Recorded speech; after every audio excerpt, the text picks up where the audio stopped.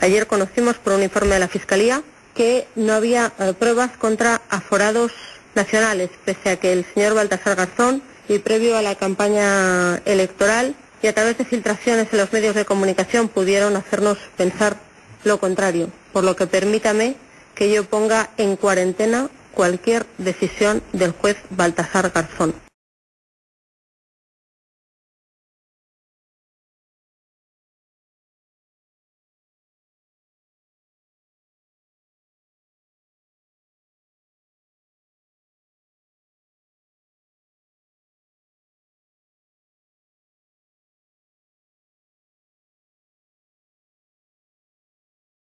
Que estamos sorprendidos, indignados y asombrados, que las acusaciones son absolutamente infundadas, que vamos a colaborar al máximo con la justicia, pero también nos ratificamos en que vamos a llegar hasta las últimas consecuencias ante aquellas acusaciones que han sido vertidas y que han dado lugar a este auto.